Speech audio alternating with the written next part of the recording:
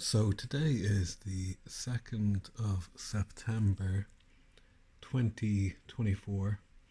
And I was thinking of doing one of those videos, collective reading, see what synchronizes with the collective unconscious. And I was still looking at this book, Michael Bentine, the comedian most famous for working with the goons in the 1950s, had written this book, The Door Marked Summer, about a sort of paranormal experiences and investigations. And he gets to this section that he calls Goon Magic and the Bug-Eyed Monster, where he talks about working on radio and TV and what the differences were. And the interesting thing is how he uses the word entrainment, because that's a word I've only heard people use in very recent times about how we're entrained by all the technology around us, all the devices with their blue screens giving us insomnia and rewiring our synapses and triggering dopamine responses as we get messages and make phone calls, as one only has to sit upon the suburban commuter train or bus to see everybody around us entrained to the little black box, the synthetic digital portal to infinite information that can never be processed, only updated. Because if you're ever in any doubt of how entrained people are in a trance state, another consumer event arrives to question one's belief in humanity's awareness of their own free will. For instance, if you were a fan of Oasis in 1995 and are excited at the chance to go and see a reunion show,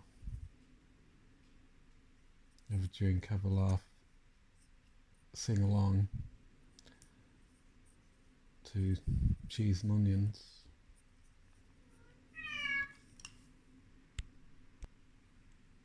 then that's great.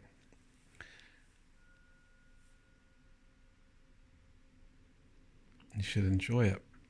Now, on the other hand, if you have never given Oasis a moment's thought since the late 1990s, but yet now find oneself spending hundreds or thousands on tickets because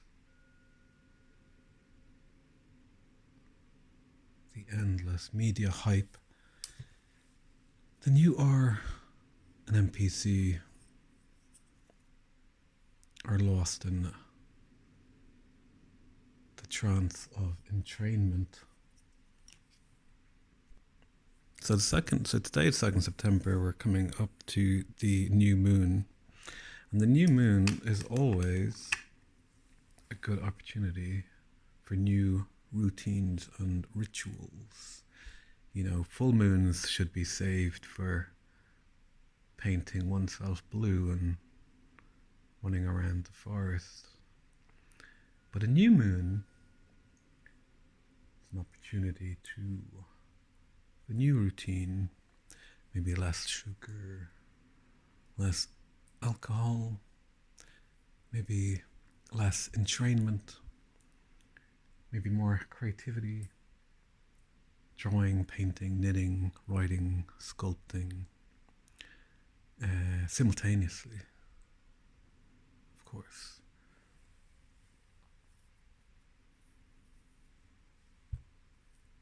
because in recent years, particularly to do with sniffles and the lockdowns, I find myself staring at the horizon for the great monstrous event to arise, one that's just out of sight but creeping into our peripheral vision. And we can find ourselves locked into a kind of adrenaline rush, waking up, looking at your phone, checking the news, checking the weather, and then in my case, checking all the alternative news and independent news. What is the latest village to be captured in the former Ukraine? What's the latest pronouncement from the WHO about birds and monkeys attempting to have a baby and such like, and so forth?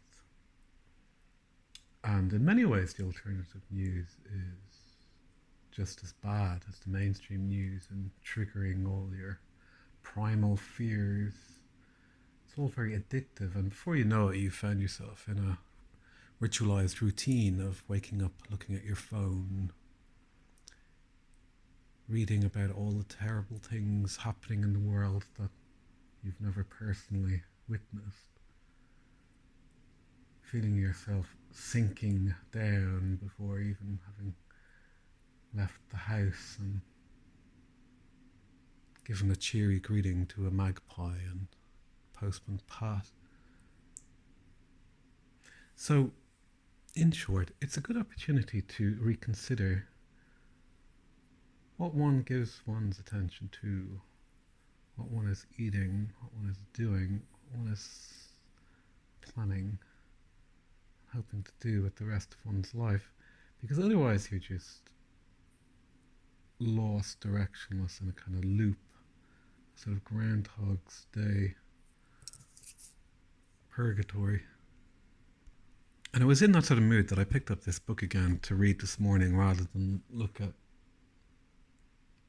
my phone.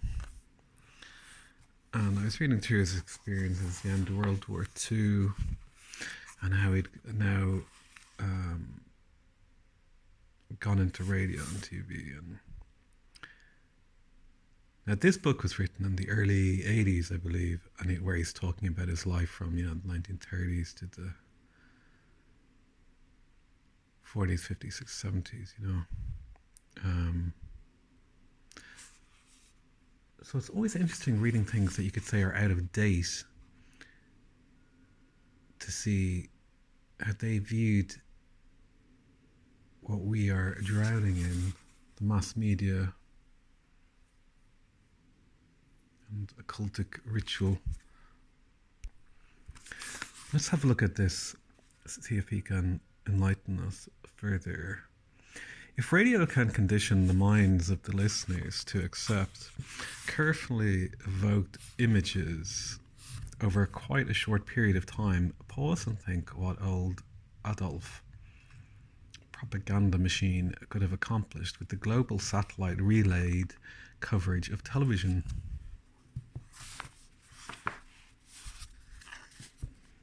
When my country, Peru, was taken over in a near bloodless coup in 1969, the primary targets for the pre-dawn coup domain were the television and radio stations in Lima.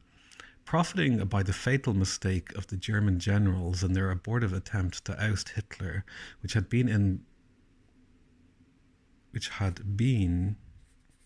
their failure to realize that they had to take over the radio stations at the same time, the Peruvian generals and subsequently the leaders of many other military coups in South America aimed their shock troops at the media concurrently with their takeover of all strategic centers. Any slight pause are due to the fact it's very awkward to read like this, but I shall suffer from my art. At 6 o'clock in the morning, when the cleaners came into the studios to open them up for the day's work, the special troops in civilian clothes entered the buildings with them. When the broadcasting staff arrived an hour or so later, the studios and transmission equipment were in the hands of the army. So when the public switched on their sets for the breakfast shows, everything appeared to be normal. Then the newsreaders and program presenters told them that the takeover by the military was a fait accompli. Resistance was at a stroke reduced to the minimum. So well conditioned were the minds of the great mass of the viewing public.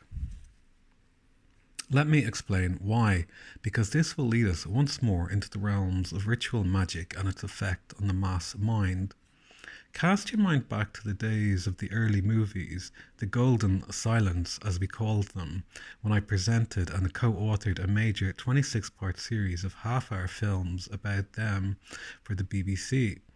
When the early black and white silent movies were made and distributed during the first quarter of the 20th century, they made a terrific impact on countless millions of people who flocked to see them, first as a Nickelodeon novelty and then as part of a weekly ritual.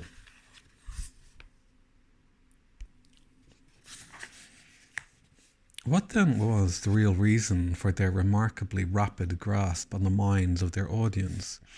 The answer lies in the word popularly used in English-speaking countries to describe this new form of entertainment. It was the flickers, or the flicks, as they came to be called. The flickering effect of these early films was caused by passing in front of the carbon arcs of the projectors a series of photographs to give the effect of movement. The speed of this cyclic effect varied between 16 and 20 cycles a second. In other words, a light source was strobing the eyes and minds of the viewers.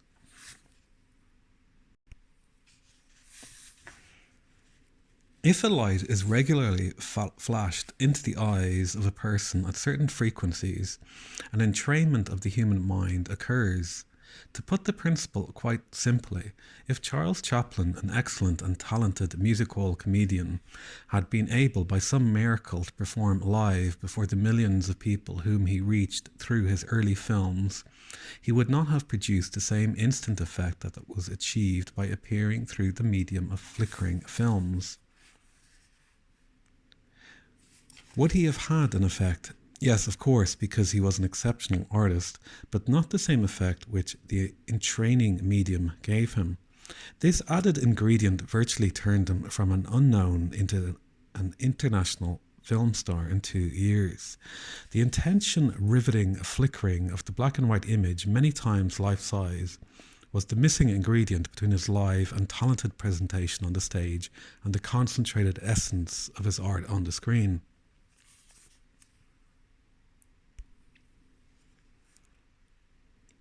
I was a cinema addict from the age of 4 when I was taken by my big brother aged 10 to see the flicks.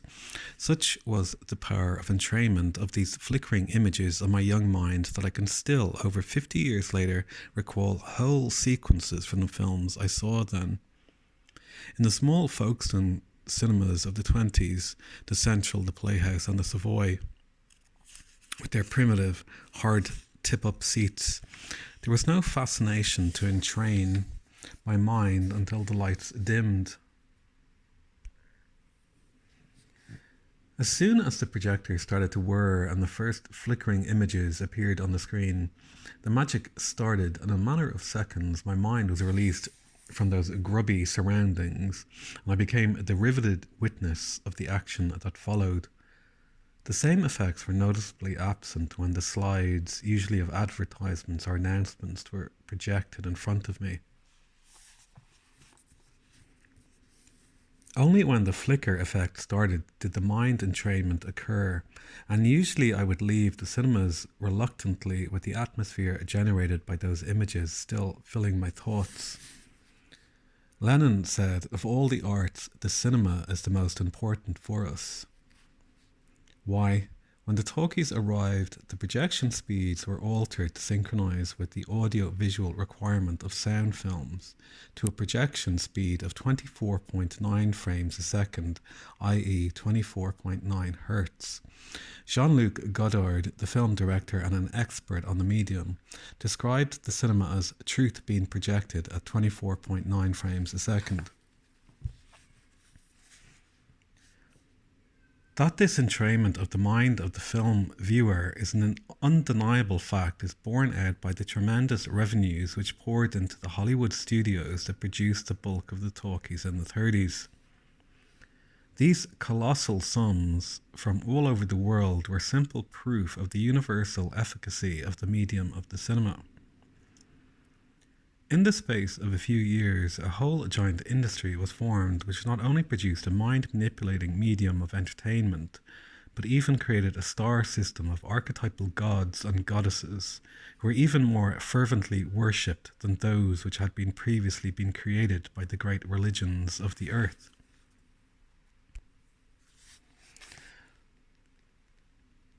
Why then could not the same effect have been created by the theatre?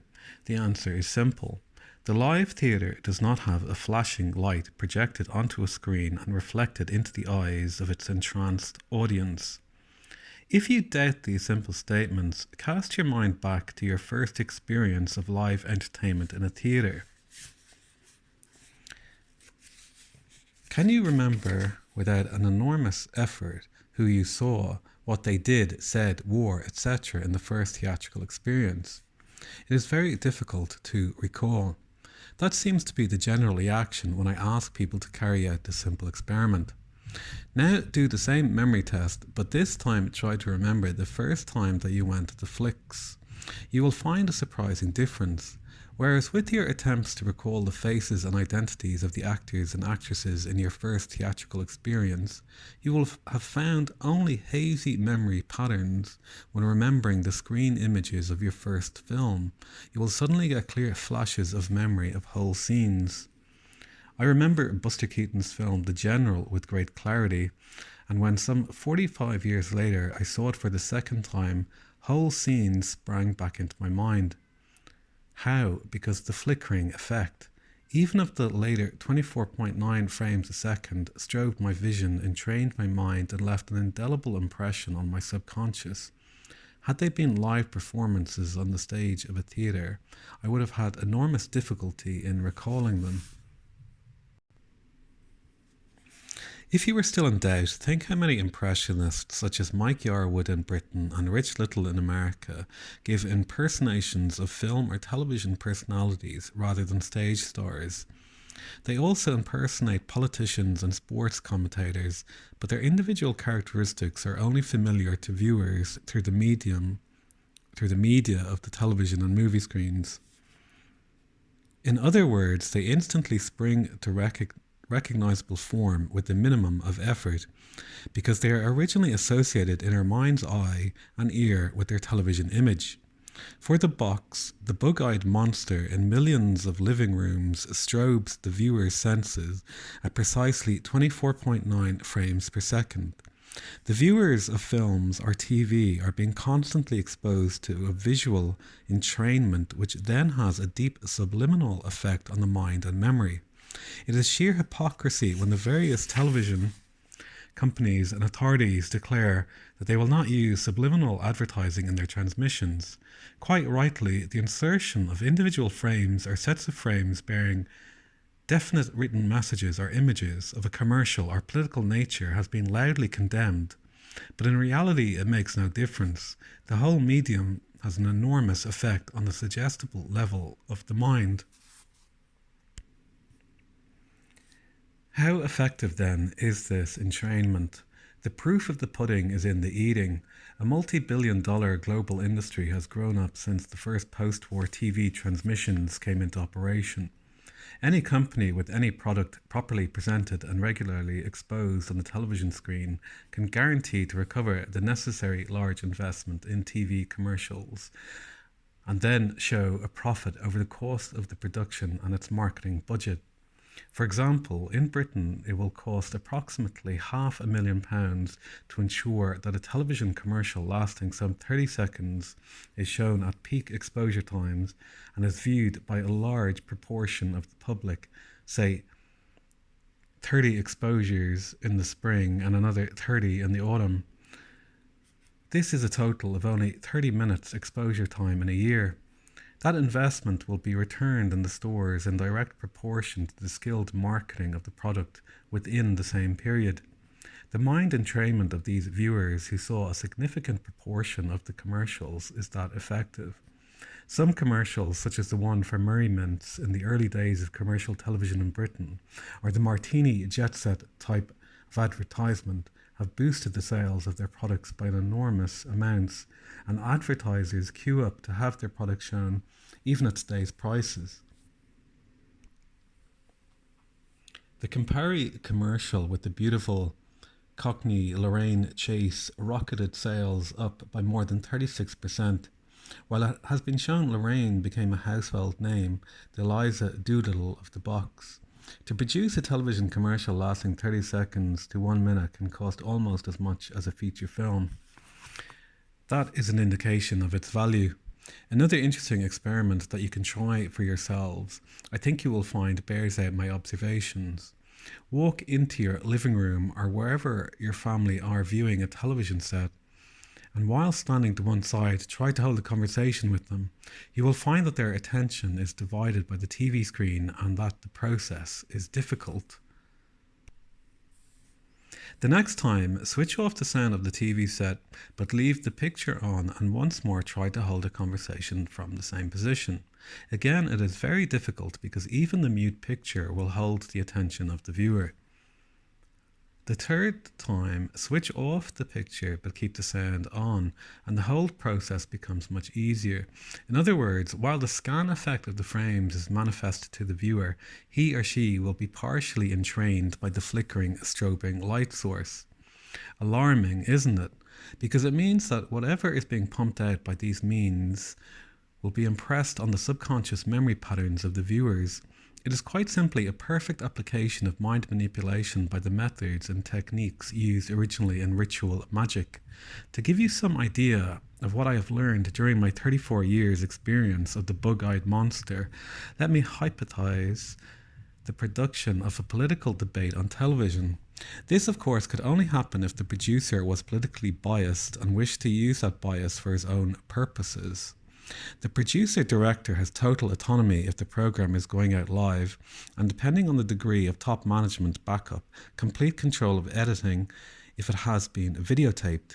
He can instruct the interviewer or allow him to favour one or other of the victims in this trial by television, and by giving the favoured one prior notice of the questions or line of attack, bestow an enormous and unfair advantage.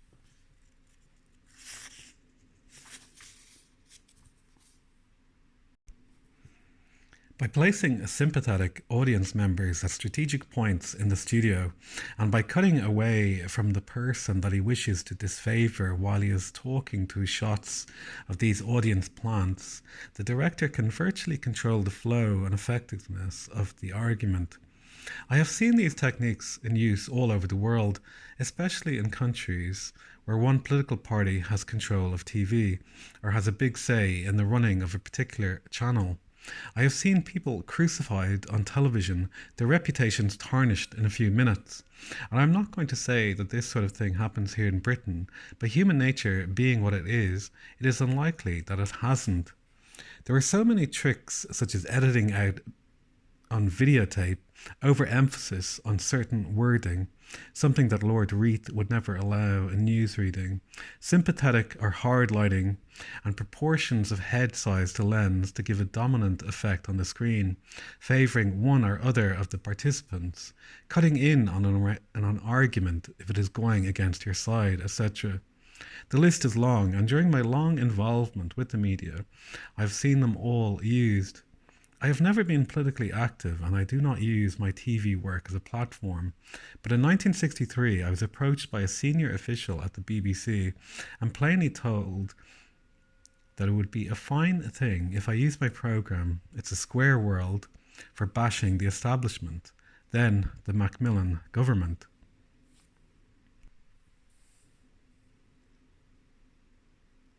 I was told that I would be backed up to the hilt by the hierarchy if I complied, a result which, to this particular VIP, was a foregone conclusion. My unexpected refusal made me most unpopular, and my BBC career came to an abrupt halt. I once saw a young man for whom I have considerable respect show a petulant disapproval of the last election results on live television. It was, I think, obvious to viewers, whether they were professional television experts or not. This sort of display of political bias is unwise in a television presenter of professional polish and experience, and because the medium is so sensitive to atmosphere, it can have a profound suggestibility effect on the mass viewing public. I believe that it is important that the viewers become aware of these facts. The psychologists, psychiatrists, and media analysts who put their skills into the scripts and visual imagery are all paid highly for their expertise. Political control or biasing in documentary type programs and even in light entertainment can have enormous far-reaching effects. Therefore, it becomes of supreme importance to the viewer, whose whole life can be altered by the short and long-term effects of such mind manipulation, that everyone is made aware of what films and TV can do to their lives. I was recently hauled over the coals for mentioning the name of a firm whose product I was demonstrating at an exhibition. The reference was probably 2 seconds long in screen duration. I pointed out that shortly before a replay of a match of the day had screened for a total of minutes, poster banners for insurance, banks, building societies, motor cars, cigarettes, which are banned from TV advertising, and various other specially produced high visibility layouts plastered round the perimeter of the field. All the principles of ritual magic are incorporated in television production of both commercials and the carefully orchestrated programs. These are simply stated a combination of logos and slogans, light and colour, form and shape, and above all, the driving force of a dominant personality on which to hang the message. Couple the audio side to the visual presentation, and you have two magical principles at work at one and the same time. The driving beat and brilliantly orchestrated and manipulated recordings, their multitracks, have a tremendous instant effect, especially on young minds. Sport, particularly football, has grown exponentially in direct proportion to the enormous all-year-round coverage. Until today, footballers change clubs for transfer fees which are well into the £1 million figures, while gangs of fanatical supporters weep and rage, cheer and scream for their heroes, and violence is rife in the stands, resulting in injury and even death. For millions, football has become a substitute for religion and politics, entirely because of that unremitting and seemingly endless coverage. Match of the day and its replays, match of the week with its analysis and post-mortem arguments. This immense coverage has changed football into a giant ritual which sways the lives of millions of people. Football, soap, drink, breakfast foods, whatever you are subjected to in the form of a hard or soft sell, the very fact of the media's operations make you the target of a huge mind-manipulating industry. Its techniques open doors almost instantly to the subconscious, and in this case you must, for your own mental stability, learn to be your own doorkeeper. For your children, that door opens even more quickly and remains wide open whenever the flickering light is operating. It is up to you to see that the view beyond the portal is one of spring and summer, not an endless procession of violence and fear, greed and envy.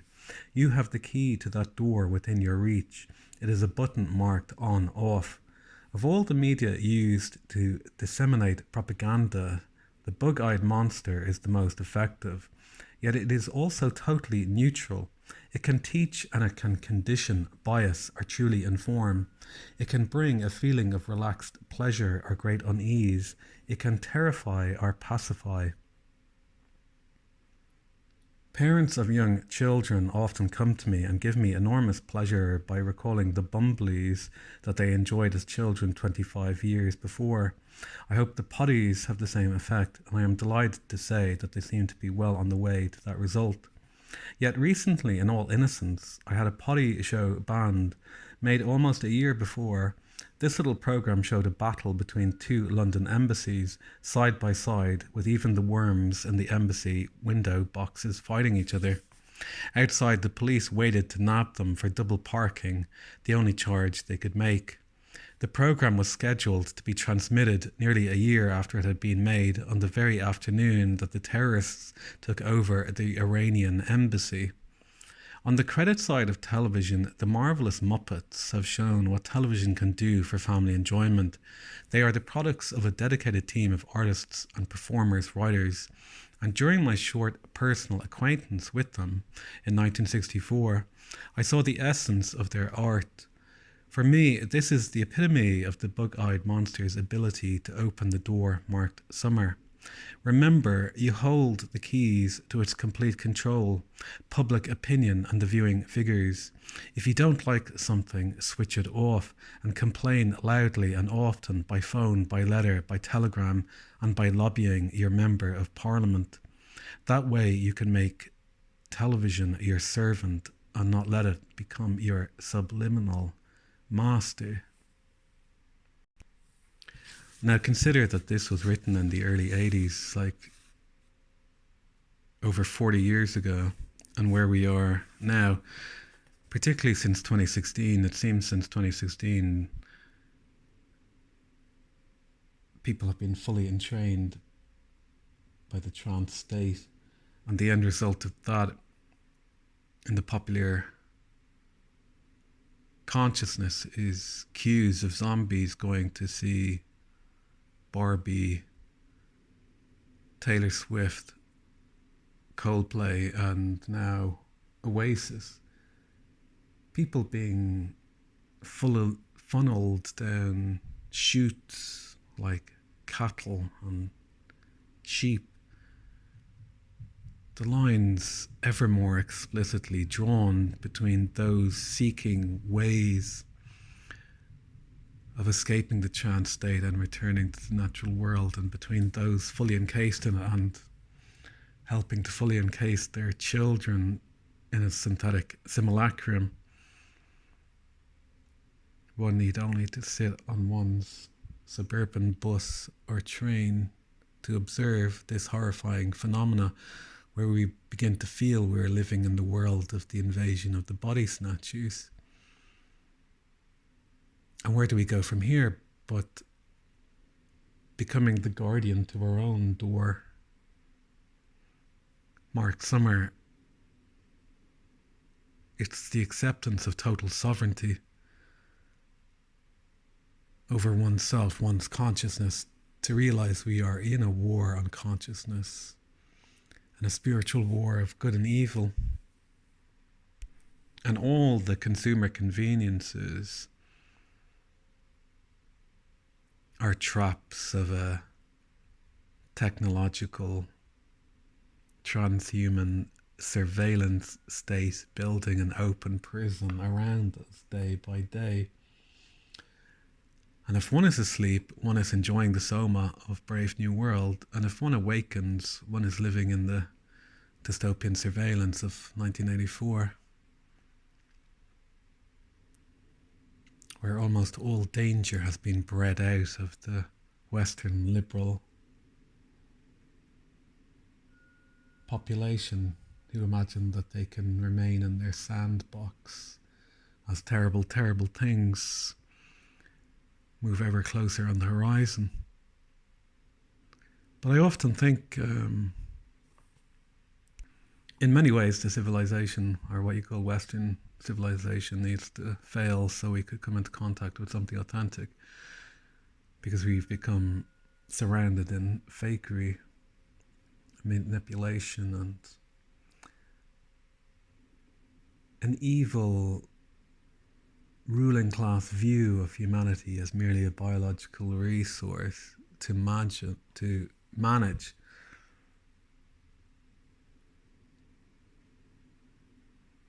When our task here is to remember we are a part of the living divine system. The greatest task any individual can do is to deprogram themselves and return to grace. And how do we do this? How do we accomplish such a monumental task when everything is against us? You do it step by step. Many profound things are understood in simple examples, such as understanding how our civilization has failed by the banality of observing that we live in a capitalist economy that advertises toys, foods, goods and services to children. We don't protect them from it, and we don't teach them critical thinking as they grow up in a sea of propaganda and ideology and madness. We give them phones to shut them up on the long bus or train journey as they're entrained while their brain is still developing. It's horrifying to think that those people under 30 probably have quite different structural foundations to their brain, which has become used to instant gratification and the skim reading of headlines rather than the reading of articles or books. Our brains actually physically change according to how they're used. So upon the natural cycles of the world, we could take a moment to entrain ourselves positively on the new moon, to be self-aware of the doom scroll, of clicking the refresh button, of shoving the atrocities in one's face upon thine smartphone in the morning before one has even drank one's cup of tea. Our task is to take on the responsibility of our own consciousness, our energy and interaction, to return to oneself outside the maelstrom of the simulacrum, which is a corporate projection upon the world, a projection that attempts to place a QR code between you and a glass of water or a potato in the ground.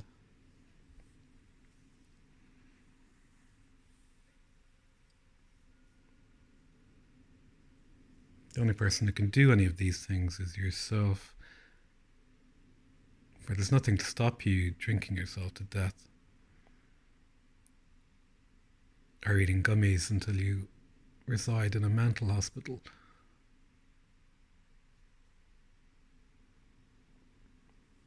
No one will stop you watching the 24-hour news or waking up every morning to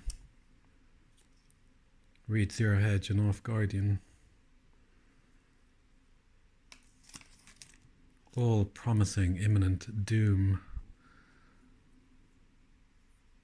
It so utterly captures your imagination. There's no space left to play and create your own life. Because one could say, what does it matter? And that is to forget the magic of life. And the world has become explicitly divided between those who live their life on train tracks, merely reacting with screams of pleasure and terror on a roller coaster ride to those individuals who have realized they can actually move in any direction 360 degrees upon the horizon.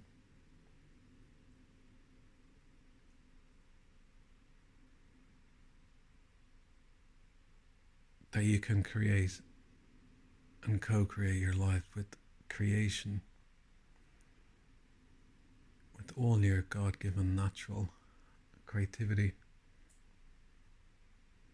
Anything else is to be lost in a trance, to be a passive spectator in a society of the spectacle,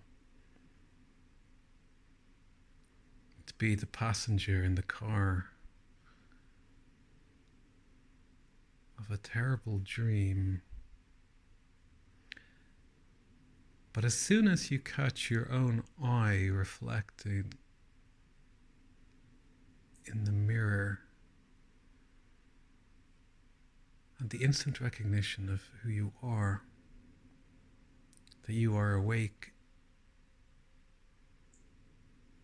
and you may steer this dream, even control it, even use it as a palette for your hopes and desires. And you have gone some way in every moment with the cycle of the new moon to being a free person, creating your life.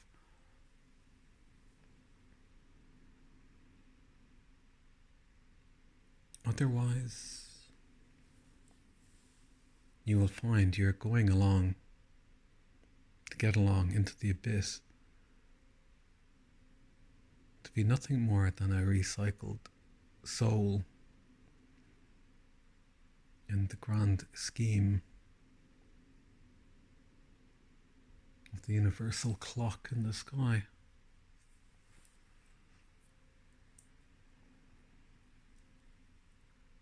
So do something good, create something beautiful.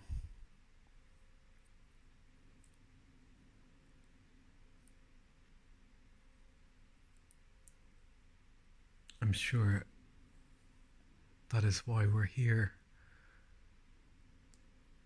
Rather than being born to be placed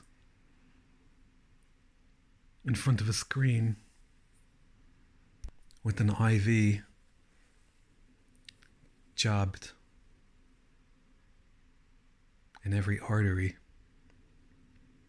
flooding us with Monster Munch, Red Bull, fluoride, plastics,